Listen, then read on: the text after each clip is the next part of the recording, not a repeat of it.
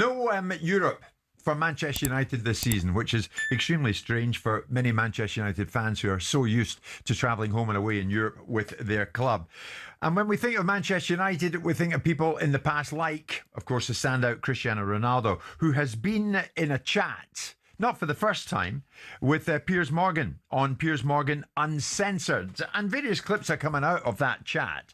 And of course, almost inevitably, the subject matter gets round to Manchester United. For someone who achieved so much with the club, is there now something of a strange bitterness from Cristiano Ronaldo towards United? Speaking to Piers, Ronaldo was asked his thoughts on the Ruben Amorim and the job he's doing at United, who last week celebrated 1 year in charge at the club. He do to his best. What are you gonna do? Miracles? Miracles is impossible. We say in Portugal, miracles is only in Fatima. You're not gonna do miracles. Even the players, Manchester United have a good players, but then don't have, some of them, the mind, what is Manchester United is. Right now, they don't have a structure. I hope that change in the future, present future, because the potential of the club, it's amazing. It's one of the most important clubs of the century. Miracles. Miracles, Danny. This is what he says is needed. Miracles are impossible. He's not over complimentary about this current Manchester United under Amorim. Does that surprise you? Well, not really, because up until recently, where they've had a little good run, it's been a failure. So he's only stating the obvious, really. He can't work miracles. No, he's got to do better, and he is doing better. More recently, Amorim, with the players they brought in, things are looking a bit better. But I don't think he said anything there too controversial. United are a massive club, yes, one of the biggest, and they are not punching anywhere near to the weight they should be for the size of the club and the money they make. Are they on the right track? Well, time will tell. Give it a few more games. We'll see where they're at. But they're definitely better in recent weeks. Than I think so, Simon. I mean, are we in the territory of hyperbole to suggest that Amorim needs a miracle to succeed there? No, I know. I'm always surprised when Piers does his interviews with Ronaldo that he doesn't bring a smoke machine or dry ice because he blows enough at Ronaldo's backside. Look, it doesn't require a miracle to make Manchester United into a good football team. It requires a good football manager and some proper thinking about recruitment and some reinstalling of the basic disciplines and principles behind what Man United, a great side, once before. And if Amorim's got the chops to do that, then it won't be a miracle that does it. It'll be lots of money and a bit of patience. That's not the same as a miracle. Ronaldo's vitriol towards Manchester United comes with the fact that he wasn't afforded the courtesies and luxuries that he thought he was entitled to. In terms of he was able to do precisely what he wanted because he was such a wonderful player once upon a time. He was brought back to Man United. And this idea that Ronaldo, the last set of interviews with Piers, which is a wonderful get, and Piers is one of the few people that can get it, so I'm not going to be too clever about it, but he was allowed to say things that were clearly that were either debatable or misrepresentative about how he had conversations with the club president. No one knows who the club president was because it was the chairman probably he was speaking to, probably Ed Woodward or the other fella. So all of those things went unchallenged, but he was very vitriolic on the way out. And let's not forget how he engineered a circumstance by doing the interview with Piers Morgan in the first place to get himself out of a Man United contract because he wasn't happy. So he spent his entire time dumping all over Man United because he didn't feel, in my view, I might be wrong, that he was given the prerequisite amount of courtesy for being Ronaldo. Yeah. I mean, some of the things he alluded to were actually pretty much on the money. Like the leaky roof at the stadium. This is Manchester United. Yeah, like Manchester United has fallen far and further behind. That's popcorn headlines, cheap media crap. That's not going to be the reasons why they're... No, it was Ronaldo saying it. I know, but it's cheap crap from Ronaldo. It's popcorn headlines from Ronaldo. It wouldn't be relevant if they just won the league. If they're winning games, they would care. It's not about that. So it was an easy get to say, well, the roof's leaking or the training ground isn't, and he hasn't moved on to this, that, no, and it was other. To be fair to him, it was about standards and upholding those standards, and that's what, in his view, Manchester United has always been about. And I don't think he upheld the standards of his own conduct when he went there. So I think he wants to turn the fingers that he's pointing to other people back on himself at the time when he was at Man United, because I don't think he covered himself in glory either. Look, the fact is, it's Ronaldo. Ronaldo's got millions of followers. Piers has a digital platform that Ronaldo as a get is going to give him huge numbers. What insight we're going to get, what balanced views we're going to get, who knows? Yeah. I mean, Ronaldo, of course, in there says what many people say, but I mean, he's certainly in a category that he's allowed to say it. Manchester United, one of the most important clubs of the century, and it's always said, "Oh, this is Manchester United. This is Manchester United." Alan Pardew, speaking to Majestic on the final word show last Sunday, said it virtually the same thing, that the Premier League needs Manchester United because this is Manchester United. For Amorim, I think this is probably what he needed this year, just to sort of work on the team, get his ideas across, sort that energy out in midfield, as you're saying, Jill, and get the striker up and running. And maybe we'll have a Manchester United that we can all be proud of as a country, because, you know, let's be honest, they're still the biggest club in the world in terms of supportive. Not one football fan in the world other than Man United fans want to be proud of Man United. Yeah, no, I do. I'm not a Man United fan. Mate, you are on your own. I must admit, I'm kind of with Majestic on that one. If you're not a United fan, you don't really give a damn, do you? No, I think what Alan was probably alluding to is the fact if Man United are successful and powerful and being good again, that it benefits everyone in football. Maybe he's going on that. Well, because it makes it more biggest brand. Yeah, it's. I mean, let's have it right. Man United are probably, if not the biggest digital footprint in football, they are one of the biggest footprints. And the reasons why the broadcast deals have appealed so much to the overseas media businesses. That but has the Premier League fallen off a cliff over the last decade because of Manchester United's decline? No, but Man United. So that disproves. But Man United, no, it doesn't, because Man United has been in the conversation for different reasons. If you continue to decline as a brand, if one of your leading brands within the confines of your business doesn't achieve any value going forward over a period of time, it will eventually diminish the overall proposition. Well, unless you're going to put another brand in there that's as equally as appealing. Yeah, but that's what's happening. Who? Well, if you look at, so for example, over that, Klopp and Guardiola went toe for toe. Arguably. Yeah, so Man City and Liverpool went toe for toe. Klopp and Guardiola. That was exciting to the worldwide audience. Can you imagine that was Man U and Liverpool? How's the Man City brand doing if it loses its 115 charges against it? How's the Man City brand doing when we know that ultimately it's a part and parcel of image laundering? But you agree with me, you don't say a leading brand forever, do you? Manchester United have no divine right to be called, they're one of the world leaders. Tell that to Coca-Cola. One of the big brands. Tell that to Coca-Cola and to John Lewis or whoever, which other brands that we think are leading brands that influence the way people think about certain things. The fact of the matter is that, do I care if the Man United are successful? No, I don't. Do I think that they're a valuable asset to the overall collateral that's driven the opportunity? Of course they are. There's no coincidence. A valuable asset. A significant valuable asset. Yeah. The primary asset. There's no surprise that when the Premier League started its engines, Man United had been asleep for 26 years. They went and dominated it for the next 5 years. They won 4 of the first 5 Premier Leagues. Because when the big guns rolled in and the real money started coming in, Man United came alive again. But the big guns stay the big guns. Real Madrid, possibly bigger than Manchester United in terms of a brand, and currently leading La Liga by 5 points from Barcelona. You stay a big brand because of what you do in the pitch. And look at the league that they play in. And look at the broadcast revenues that they get in that league. And look at Javier Tebas constantly bitching and whining as the chair of La Liga about the power of the English Premier League, which was in part created and seeded by Liverpool, Manchester United, Arsenal, the big 5 that originally created it, which was Arsenal, Tottenham, Liverpool, Man United, and whoever else the third one was, or fifth one was, Everton. But the fact of the matter is that it's undeniable that Man United still get more news than most teams do for being crap than other teams do for being good. And also they've got such a huge worldwide fan base. Indeed. They're not losing them because they've had a few bad years. But does that make the Premier League better off?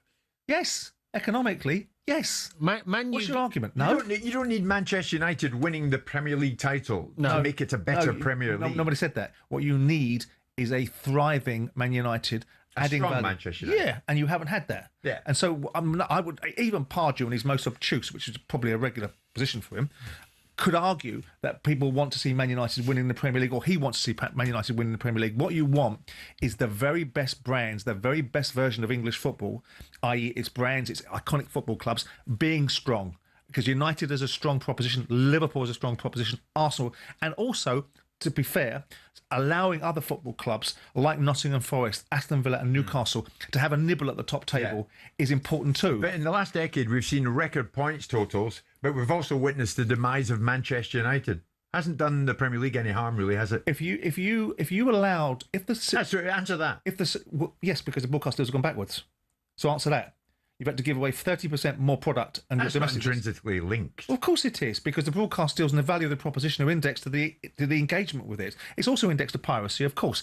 But if you want what happened to the Bundesliga to be at one side, like Manchester City dominating it by winning 4 or 5 Premier Leagues, like Bayern Munich have dominated 10 out of the 11 last Bundesligas, you've got a very sterile football framework which will then eventually erode the opportunity, and it won't have the same appeal. The question is really easy. If Manchester United, Arsenal, Liverpool go head to head for the next 2 or 3 years and there's a point difference at the end of each season, for example, is that going to create bigger audience views and more interest than United not being in it? Look at the digital footprint. Yeah. Look at the digital footprint of these football clubs and look at where Man United are. And look at the other football clubs and ask, because the way that the world is right now, it's been digital is the traffic that's driving everything. That's the space. Linear broadcasting is catching a cold. Radio's doing well, but television is not. It's catching a cold. So with that in mind, if you look at the digital footprint of Man United and say, is it a valuable proposition? Yeah, it's one of the biggest digital footprints in football around the world. So pack it in, Jim. No. I'm not with you on it. I'm not with you on it. We need a strong Manchester you use an United. abacus. You use an Well, abacus. we don't. I think the Premier League commercially would definitely benefit. Yeah. And I think from a football point of view, it would be beneficial for the pundits and for fans alike. But no, you don't need it for the Premier League to still thrive and be successful. Would it be more successful if United were doing well? Yes. You've just said it. Yes, they would. You don't need. You don't need it, no. No. Does a successful major brand like Man United add value? Yeah. And enhance the proposition? No one's saying it doesn't add value. Right. So if it enhances a proposition, if you don't keep enhancing something, eventually you stand still. If you stand still, you go backwards. So yes, it is damaging not to have a major brand like Man It's a United good being message. moderately successful. Simon, you're talking nonsense. Coca-Cola hasn't changed in quality. Manchester United have. Some people would say it has. Well It's said. diluted. The fizz has gone out. Some people- Manchester United. Some people would say that by doing Diet Coke in their Coke Zero, they've dilated their own proposition. So it has changed. So what are you on about? Oh, steady yourself. Do you get into bed at night when your Manchester United jammies on? No, I don't. But I get into the bed with a coherent argument. Oh, Even if it's with myself. It's the only thing I get into bed The with. only option you got, yeah, I was going to say. let's put it out there. I mean, to be honest, the argument surrounding Manchester United is that the Premier League needs a strong Manchester United. Would benefit Does it? from. From benefit from it. From? No, no, that's not what we asked. No, we're not using Pardew as a lightning rod, are we? We're debating it, taking it broader. Is it crazy to suggest that Amarim needs a miracle to succeed at Manchester United? And also, does the Premier League need a strong Manchester United from a brand point of view? You might want to give us a shout on that one. Simon's wearing his Manchester United badge on his lapel this lunchtime. We have been talking, or Simon has been talking more relevantly about why the Premier League needs a strong Manchester United. James, I like that. So we're saying that if Manchester United aren't strong, then we're going to end up with something like the Bundesliga. City winning the league every year. Well, when United were strong, they won, 12 plus Premier League Not titles. The point being made, that's a reductive argument. I'm talking about... Since does it Ferguson enhance left and it? United declined, the league has had 4 different teams win the league. Amongst them Jordan's argument doesn't quite stack up, does it? I'm amongst to the quote Morlocks. Simon, pack it in. No, but that's not the argument I made, was it, you simpleton? I made an argument about whether it enhanced the brand. Thank you, James. That's what I made. That argument. Yeah, Deal with my argument. Well, listen. Even if United stay average, the league will still be competitive because you've got other giants in our country. It's not like Germany. You've got Liverpool, giant. Of course. Arsenal are getting there. Of course. Chelsea have been hugely successful in that since Roman took over. Yeah. So we will still have different winners. Man City, of course, with the funding they've had. That's the competitive landscape of the Premier League's football proposition. I'm talking about the commercial proposition. No, I hear you. Which underpins it. Yeah. That might have evaded Jimbo, but it was the point I was making. Well, stay with us. I was about to talk about Erling Haaland going in for Manchester City tonight, of course, against Borussia Dortmund. We'll get to that. Stephen's a big Manchester United fan. Stephen, where do you stand on this? As a fan, are you in the camp of, no doubt about it, the Premier League needs a stronger Manchester United than it is now? Good morning, Jim. Good morning, Simon. Good Hello, morning, mate. Danny. Morning. Hi. I think, of course, you need a strong Manchester United. All the media bangs on about is Manchester United. For the past 10 years, we've hardly done anything at all, really. We've won a few trophies here and there, but the most media, all it bangs on about is Manchester United. Manchester United is the biggest club in this country, without a doubt. Yeah, but Stephen, we banged on, to use your words, about Chelsea winning the World Club Championship in the US.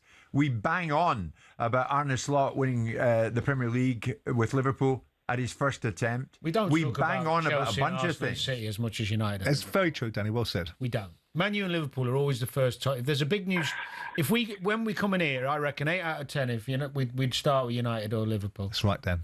All right. Well, listen, Stephen, thanks for joining us. What does Keith, the Arsenal fan, think? Keith, good afternoon to you. Good afternoon to you all. What a load of nonsense. The Premier League doesn't need Manchester United to be successful. The Premier League is successful on its own. I mean, you had a couple of sugar daddies come in and bankroll the success of Chelsea, Man City. I've never seen anyone around the streets wearing a Man City top before Man City suddenly became successful. The Premier League is successful because of its competitiveness, which is probably more competitive now than it's been since Man United was successful, when it was only Arsenal and Chelsea who would challenge them. And as again, only Chelsea challenged them because of the income and money that was brought in by Roman Abramovich. I find it unbelievable, the amount of backside kissing that everyone does to Manchester United. Yeah, well, you make a good point. We're not saying need. We're saying the Premier League benefits from a successful Manchester Where do you United stand? How do you react, Keith, when somebody says to you about Manchester United, of course, the biggest brand in world football? What's your reaction?